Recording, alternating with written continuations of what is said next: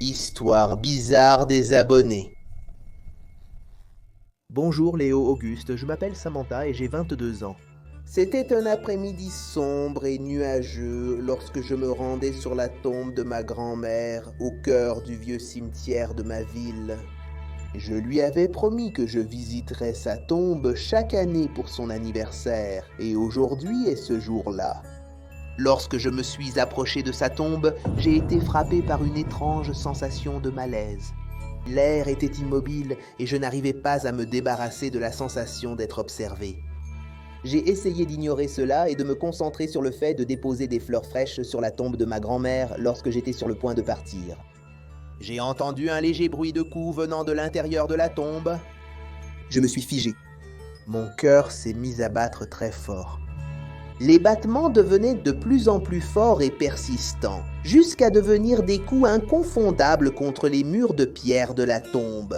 Je suis resté paralysé de peur, sans savoir quoi faire. Une partie de moi voulait fuir, mais l'autre partie était attirée par la tombe, voulant découvrir ce qui faisait ce bruit. Je me suis approché lentement de la tombe et j'ai posé mon oreille contre la pierre froide. J'ai pu entendre une voix basse et rauque, parlant dans une langue inconnue. Je me suis reculé, terrifié, mon corps tremblant. J'ai essayé de me dire que ce n'était que mon imagination, mais la voix et les coups continuaient. Je me sentais piégé, sans échappatoire à l'horreur qui se déroulait. J'ai pris une profonde inspiration et j'ai rassemblé mon courage pour regarder à l'intérieur de la tombe. La vision que j'ai eue était la pire chose que je pouvais imaginer. Dans la pénombre, j'ai vu une silhouette tordue et décadente frappant contre les murs de la tombe. J'ai crié et j'ai reculé en titubant, trébuchant sur une pierre tombale proche et me cognant la tête contre un banc de pierre. Quand je me suis réveillé, j'étais dans une chambre d'hôpital, sans aucun souvenir de ce qui s'était passé au cimetière. Mais jamais je n'oublierai la terreur que j'ai ressentie à ce moment-là, ni le fait que j'avais rencontré quelque chose de vraiment maléfique dans ce vieux cimetière. Jusqu'à aujourd'hui, j'évite de visiter la tombe de ma grand-mère, incapable de me débarrasser de ce traumatisme, de ses coups et de ses voix effrayantes. Cette vidéo est sponsorisée par la boutique Léo. Jetez-y un œil, il y a plein de bandes dessinées pour vous. Je m'appelle Georges Emoura et je suis mécanicien depuis plus de 15 ans. J'ai toujours eu une passion pour les voitures et la mécanique, et mon atelier est ma maison. Je n'avais jamais rencontré une voiture aussi problématique que celle-ci. Pourtant, je l'ai achetée à une vente aux enchères, vraiment pas chère, pensant que je pourrais la réparer et la revendre avec un bénéfice.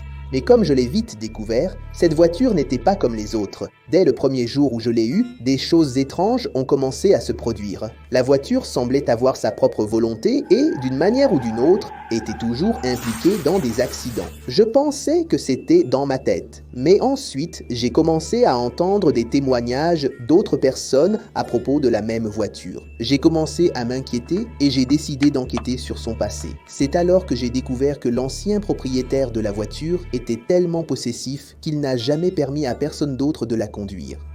Il était tellement obsédé que même après sa mort, il s'est assuré que personne d'autre ne conduirait sa voiture. Je ne savais pas comment, mais d'une certaine manière, la voiture agissait comme si elle était encore sous le contrôle de l'ancien propriétaire. J'ai commencé à faire des cauchemars effrayants à propos de l'ancien propriétaire de la voiture et je n'arrivais pas à expliquer pourquoi je faisais ces rêves. Alors, un soir, j'ai décidé de monter dans la voiture et de conduire pendant quelques heures, en espérant que cela m'aiderait à me débarrasser de quelque chose qui se trouvait dans cette voiture.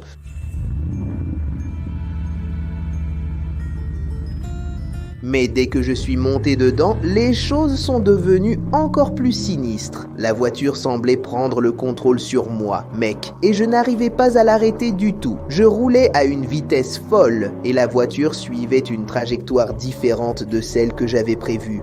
Je ne pouvais contrôler ni le volant, ni les freins. J'étais sûr que j'allais mourir à ce moment-là, mec. Mais soudain, tout s'est arrêté. Je me suis retrouvé arrêté devant un vieux cimetière, Et je savais que c'était là que l'ancien propriétaire de la voiture était enterré. Je ne sais pas comment, mais j'avais été amené là par la voiture. À un moment donné, j'ai finalement réussi à ouvrir la porte et à sortir de là, mec. Je suis juste parti en courant, mec, jusqu'à chez moi, laissant la voiture derrière moi. Un autre jour, j'étais devant mon atelier, tu vois, en train de boire un verre d'eau. C'est là que j'ai vu cette voiture passer dans la rue. Quand je regarde à l'intérieur, je vois une chose étrange au volant. Après ce jour-là, je n'ai plus jamais revu cette voiture étrange. Dieu merci. Salut Léo Auguste, je m'appelle Yasmine et cette histoire que je vais te raconter est vraiment arrivée. C'était quand je venais de déménager dans une nouvelle maison que ma mère avait louée pour qu'on soit plus près de mon école et de son travail. Tous les soirs, ma mère avait l'habitude de me raconter une histoire pour dormir. J'adorais écouter car ça m'aidait à m'endormir plus vite. Et je dormais comme une pierre. Un certain soir, pendant qu'elle me racontait une histoire, je l'ai interrompue et je lui ai dit que je sentais quelque chose me bercer, comme si on me berçait. J'ai dit que c'était elle qui faisait ça, parce que ça m'aide à m'endormir. Alors d'accord. Je ne me souviens pas à quel moment elle a fini l'histoire parce que j'ai dû m'endormir. Au milieu de la nuit, ma mère se réveille toujours pour préparer son lait et ce jour-là, elle en a profité pour venir me regarder dormir. C'est là qu'elle m'a vu en train de me balancer dans le lit, comme si quelqu'un me berçait.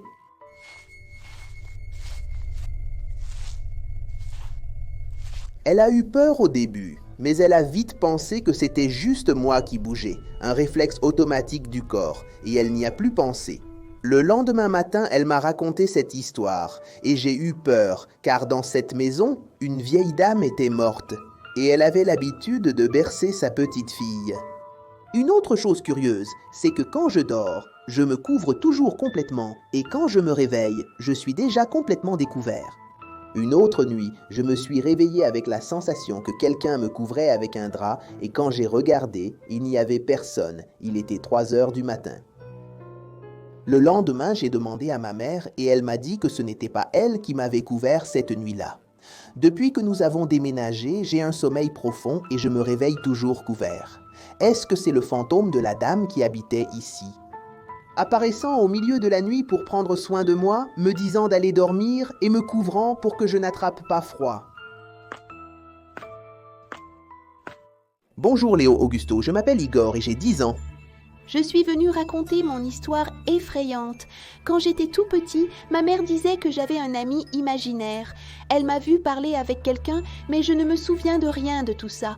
Elle pensait que c'était une sorte de bête volante ou quelque chose comme ça, puisque je regardais toujours un peu vers le haut, tu vois. J'ai toujours trouvé ça étrange, mais un jour en particulier, quand j'avais 7 ans, mes parents m'ont mis au lit, car le lendemain matin, j'avais école. Je dormais dans mon lit, qui était à côté du leur, sauf que ce jour-là, ils étaient encore dans la cuisine. J'étais presque endormi, mais quand je me tourne du côté de leur lit, je vois un homme pâle, tout blanc et couvert de blessures, mais soudain, il disparaît. Je suis allé les voir dans la cuisine et je leur ai raconté ce qui s'était passé, mais ils n'ont pas cru ce que j'ai dit. J'ai presque pas réussi à dormir cette nuit-là. Le lendemain matin, je suis allé prendre la serviette sur l'étendoir qui se trouve dans la cour de ma maison. Quand tout à coup, je sens une présence derrière moi. Quand je regarde, c'est le même gars que j'ai vu la nuit précédente. Sauf qu'il était plus grand et avait un couteau à la main, mec. Quand j'ai cligné des yeux, il a disparu. J'ai encore peur qu'il réapparaisse un jour, ce fou. D'après ce que j'ai compris, celui qui était mon ami imaginaire n'était pas ce à quoi je m'attendais. À l'époque où cette histoire s'est passée, j'avais environ 8 ans. Mes parents ont décidé d'engager une babysitter pour s'occuper de moi pendant la nuit où ils sortiraient pour un dîner important.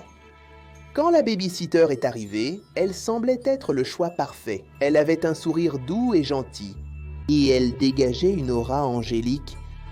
Elle s'appelait Christina, dès que mes parents sont partis de la maison. Christina m'a vite envoyé dans ma chambre et a verrouillé la porte. J'ai eu peur, mais elle a dit que c'était pour ma sécurité. Alors, je me suis allongé sur le lit et j'ai essayé de me détendre. Mais bientôt, j'ai commencé à entendre des bruits étranges venant de la chambre, à côté. C'étaient des bruits de meubles qu'on traînait et d'objets qui tombaient par terre. J'ai appelé la babysitter, tu vois? Mais elle ne me répondait pas. Je commençais à avoir peur de ce qui se passait là, mec.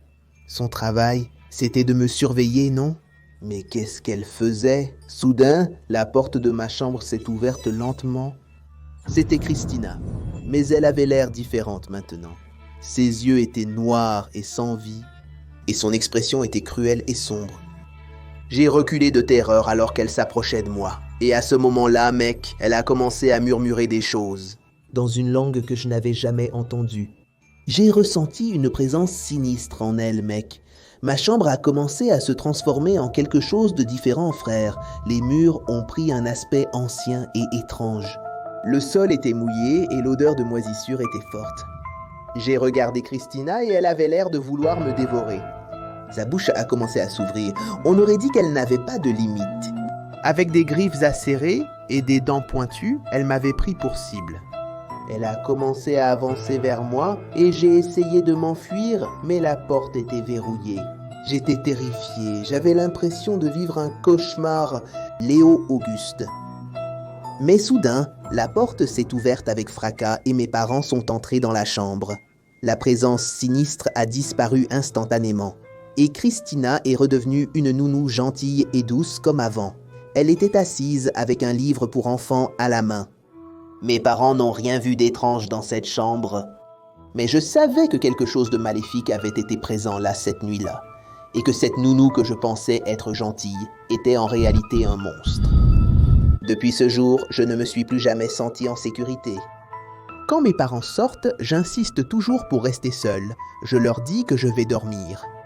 Grâce à Dieu, je n'ai plus jamais revu cette chose et j'espère que ça restera ainsi. Salut Léo, je m'appelle Gustavo et j'ai 11 ans. Cette histoire s'est passée il y a environ 3 ans et c'était flippant. J'étais à l'école en 3e année avec mes amis pendant la récréation. On était en train de se raconter des histoires d'horreur. Cette école a toujours eu la réputation d'être hantée. Et j'avais vraiment peur de cet endroit, mec. Mais alors, on était en train de se raconter des histoires. D'horreur. Jusqu'à ce que ce soit au tour d'un gamin qui étudiait là depuis la maternelle de raconter son histoire. Il a dit qu'en première année, il allait acheter son goûter jusqu'à ce qu'il tombe sur un puits devant la cantine.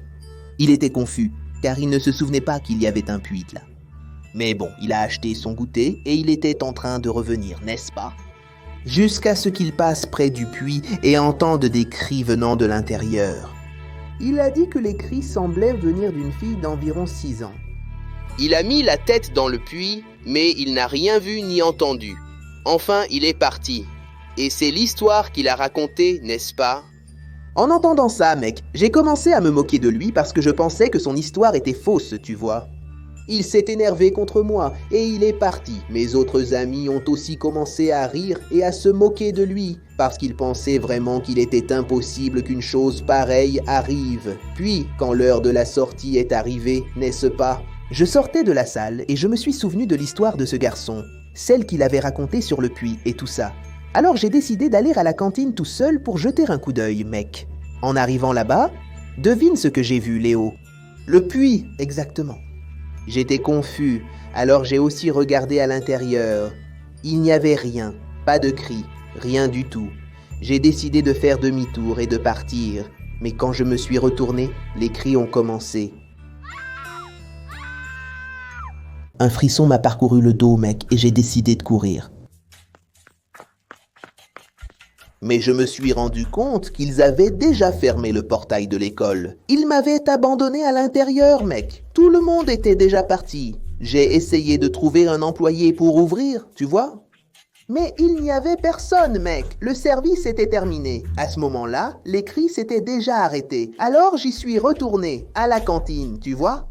Et je cherchais aussi une issue pour m'échapper. Jusqu'à ce que, quand j'arrive de nouveau près du puits, je vois une main d'enfant s'y accrocher. Au bord, c'était la fille dont le garçon avait parlé. J'en étais sûr maintenant. Elle a crié à nouveau. Et c'est à ce moment-là que mon âme a failli quitter mon corps. Léo, j'ai couru rapidement au fond de l'école. Et j'ai sauté un mur, mec. Je me suis tiré de là. Le lendemain, J'ai raconté à mes camarades ce que j'avais vu, mais personne ne m'a cru. Ils se sont moqués de moi, comme la dernière fois avec le garçon. En regardant l'endroit, le puits n'était déjà plus là. Ma chance, c'est que l'année scolaire touchait déjà à sa fin. Après 2 semaines, je n'ai plus jamais eu à aller dans cette école. Enfin, jusqu'à aujourd'hui, je n'ai jamais découvert comment cette chose était apparue. Cette construction de puits a disparu comme par magie, mec. Si quelqu'un a des informations à ce sujet ou sait quelque chose, s'il vous plaît, faites-le moi savoir dans les commentaires. Salut Léo, je m'appelle Thomas. Dans la rue de mon école, il y avait un garçon qui s'appelait Lucas. Mais, contrairement à la plupart des enfants, il ne vivait pas dans une maison ou un appartement, mais plutôt dans une bouche d'égout. Personne ne savait comment il était arrivé là. Mais il avait été vu pour la première fois il y a quelques années. Et depuis, il n'était plus jamais sorti de là. Les gens disaient que c'était un garçon étrange, avec de grands yeux écarquillés et une peau pâle. Certains croyaient même qu'il avait des pouvoirs surnaturels pour survivre dans cet endroit. Tu vois mec, mais peu importe ce que les gens pensaient, Lucas restait dans l'égout, vivant dans son propre monde, loin du bruit de la ville et enveloppé par l'obscurité et la puanteur, tu vois mec, même avec des rats bon marché et tout ce genre de trucs. Un jour, un groupe d'enfants de mon école a décidé d'explorer l'égout après les cours pour voir s'il y avait vraiment un garçon qui vivait là-dessous. Mec, ils ont réussi à entrer dans l'endroit, même si c'était sombre et étroit. Ils ont appelé Lucas, mais ils n'ont pas eu de réponse. Ils se sont mis à crier comme des fous là-bas, mec. Et rien. Ils ont entendu un bruit étrange venant du coin de l'égout, mec. Quand ils se sont approchés, ils ont vu quelque chose de terrifiant. C'était un garçon qui était allongé par terre, les yeux révulsés et de la bouche sortait un liquide sombre. Ils étaient sûrs que c'était Lucas. Ils pensaient qu'il était mort. Mais soudain, il s'est levé et a commencé à les poursuivre avec une expression de haine sur le visage. Les enfants se sont enfuis aussi vite qu'ils ont pu, mais Lucas semblait être partout. Apparaissant soudainement à chaque tournant des égouts, elle criait et courait, mais il ne cessait pas de les poursuivre. Soudain, l'un des enfants a trébuché et est tombé, vieux. Et avant qu'il ne puisse se relever, Lucas l'a attrapé et l'a traîné au loin. Les autres enfants ont réussi à s'en sortir vivants. Et c'est pour ça que je connais cette histoire, tu vois, mon pote. Elles me l'ont racontée, moi je n'étais pas là.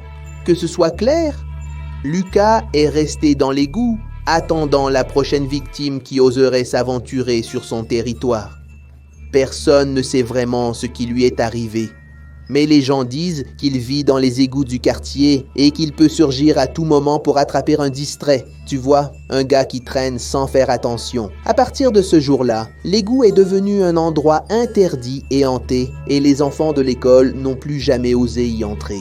Et même maintenant, de nombreuses années après que cela se soit produit, les gens parlent encore du garçon qui vivait dans l'égout et qui est devenu un véritable cauchemar vivant. Cette vidéo vous est présentée par la boutique Léo. Allez jeter un œil, il y a plein de bandes dessinées pour vous. Salut Léo Auguste, je m'appelle Alice Manuela et j'ai une histoire très bizarre à te raconter. Tout a commencé comme ça.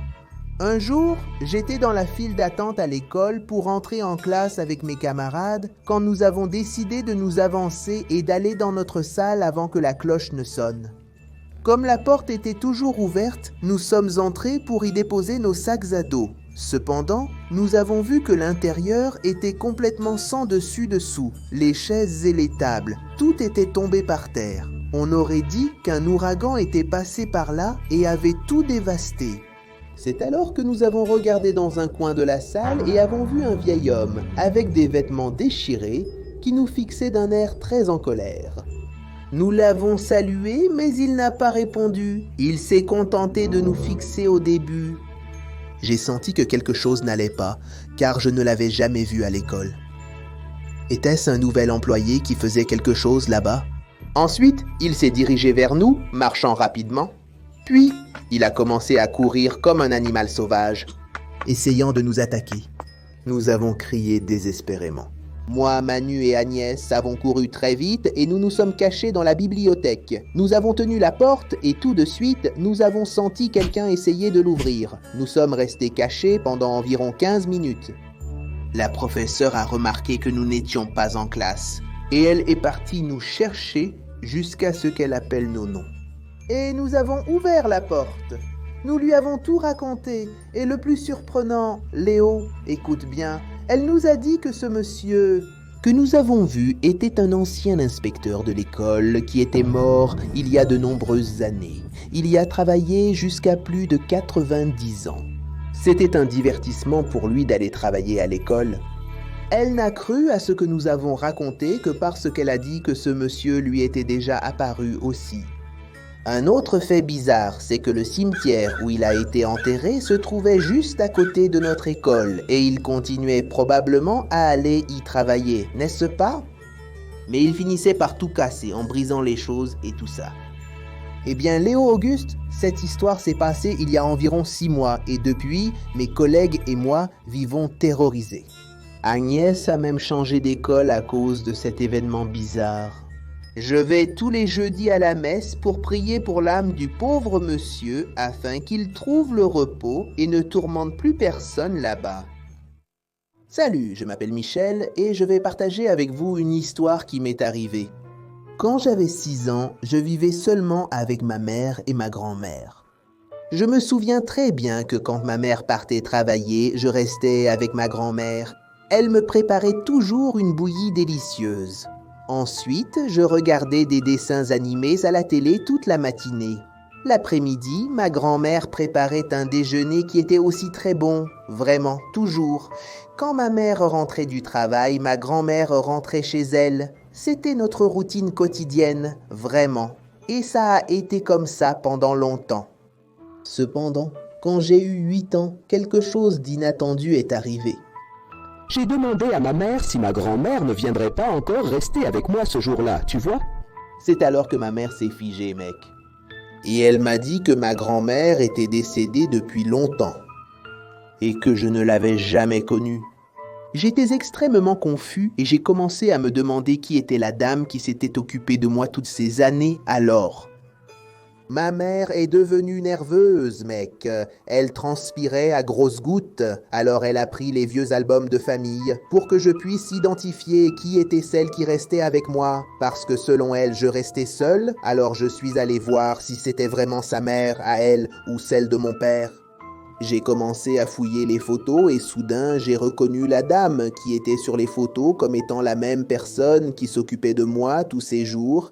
Madame Maria das Dores, décédée en 1978 de cause naturelle. Pour une raison que j'ignore, elle a arrêté de venir ici à la maison pour rester avec moi pendant que ma mère travaillait. Je ne sais pas si c'est parce que j'ai grandi ou si elle a dû partir pour un autre plan. Je sais juste que c'était bien de connaître ma petite grand-mère. Ma mère a encore peur de cette histoire et chaque fois qu'elle part travailler, elle se demande si sa mère reviendra.